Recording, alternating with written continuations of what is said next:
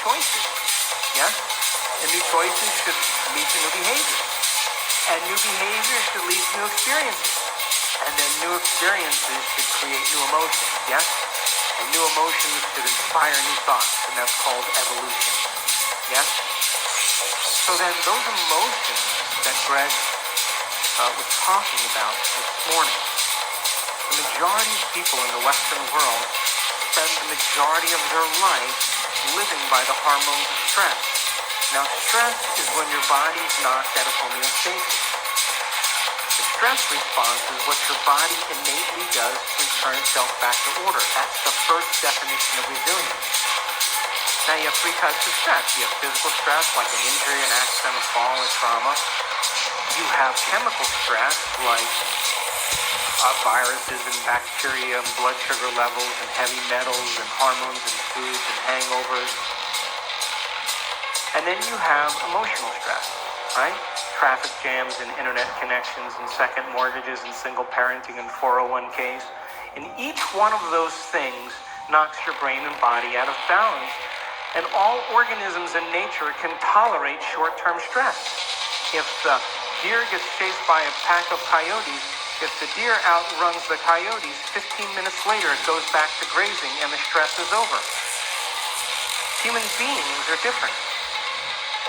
We can turn on the stress response just by thought alone. You can begin to think about some future worst-case scenario, and because the privilege of human beings is that we can make thought more real than anything else, we can focus on that possibility to the exclusion of everything else. And you can knock your body out of physiological balance just by thought alone. And your body, as the unconscious mind, believes it's in that experience in the present moment. And we can unfold past bitter memories that are tattooed in the recesses of our gray matter. And like magic, we bring them to life. And in that moment, it's real. And so the hormones of stress, long-term, push the genetic buttons that create disease. And no organism can tolerate living in emergency mode for extended periods of time. So then think about this. You can turn on the stress response just by thought alone. How many people have done that? You've done that? It's called being human, right? And we know that the hormones of stress dysregulate and downregulate genes to create disease. So that means then your thoughts can make you sick. So here's my question. If your thoughts can make you sick, can your thoughts make you well? I'm talking to the right audience.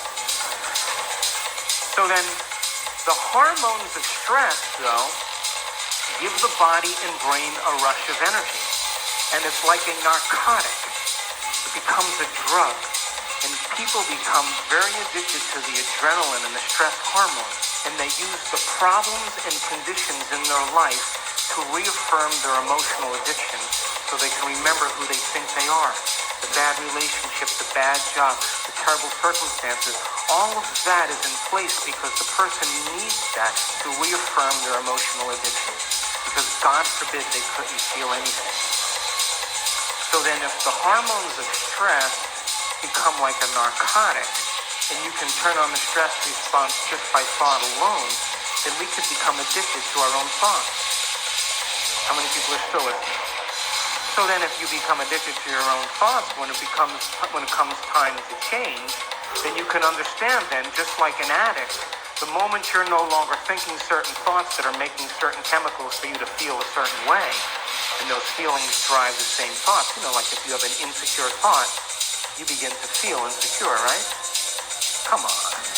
And the moment you feel insecure, you're going to think more insecure thoughts, yeah? And if you keep doing that for 20 or 30 years, it's going to feel pretty familiar, yeah? And then you're going to say, I am insecure.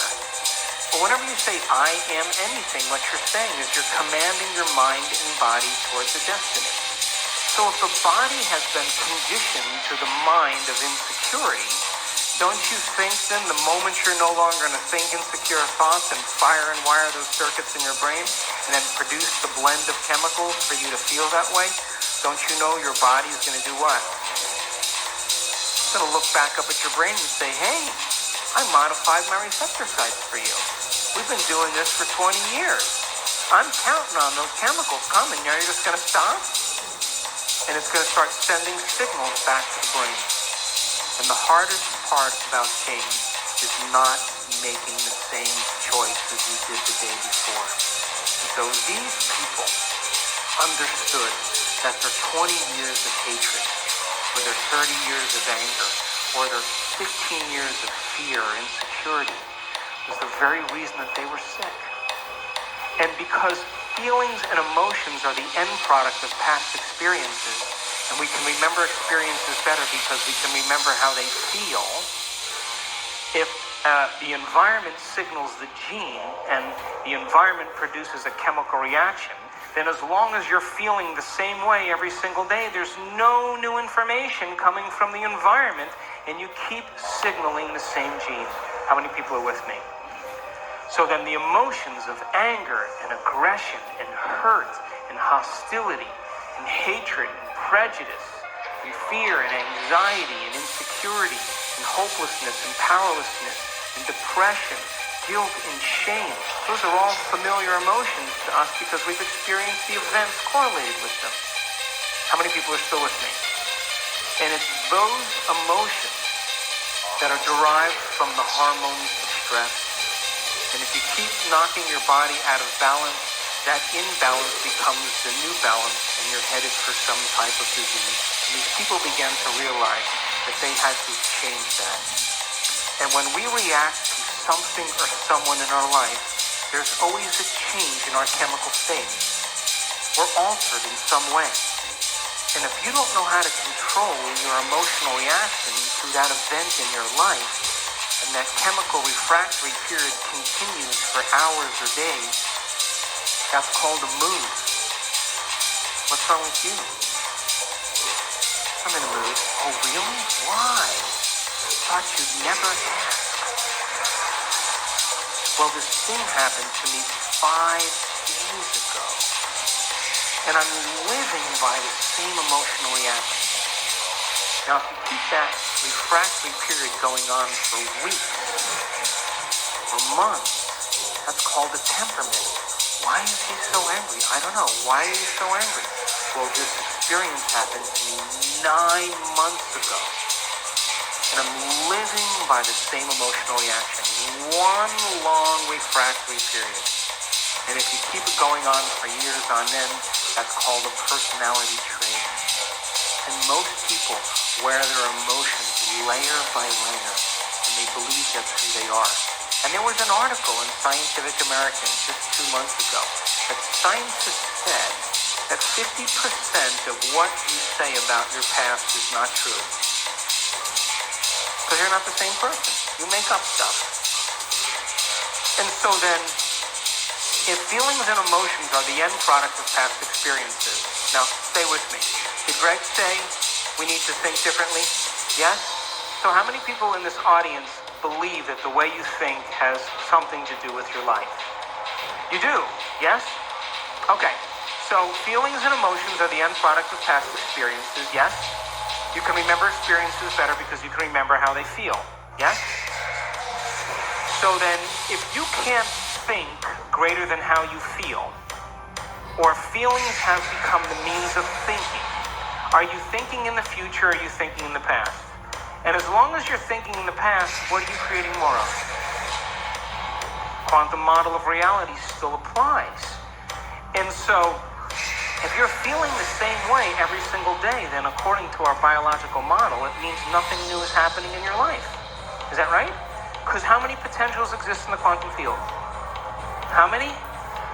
So with every new experience, there should be a pretty good emotion, right? You should feel overjoyed or in awe and wonder, or excited or inspired or gratitude or appreciation, an elevated emotion. But living by those same familiar emotions means nothing new is happening in your life, and the body as the unconscious mind, as long as we're living in the same familiar feelings, is believing it's in the same past experience 24 hours a day, 7 days a week, 365 days a year. And if the body's become the mind of that emotion, then the body literally is living in the past. And we can't create a new future holding on to the emotions of the past. So these people began to realize that no one or nothing was worth it. And that the hormones of stress endorse the ego for us to become selfish. Because when an animal is threatened by something in its external environment, the job of the organism in emergency and survival is to take care of the self. And we identify the self as a body in the environment and in time. When the zebra is being chased by the lion, she's only concerned about three things. Her body, like I better take care of this, I better put my attention on it. The environment, where am I going to go? And how much time do I have to get there? When you and I live by the cocktail of those stress hormones, we obsess about our bodies, our hairstyle, our face, our weight, our problems, things in our environment, things we have, things we don't have, and we obsess about time. But that's not who you are. Because as long as you're living by the hormones of stress, you're living as a materialist. Because the hormones of stress cause us to believe that the outer world is more real than the inner world. And those hormones absolutely make us feel separate from possibility. Why? Because when you're being chased by a lion, it's not time to create. It's not time to trust. It's not time to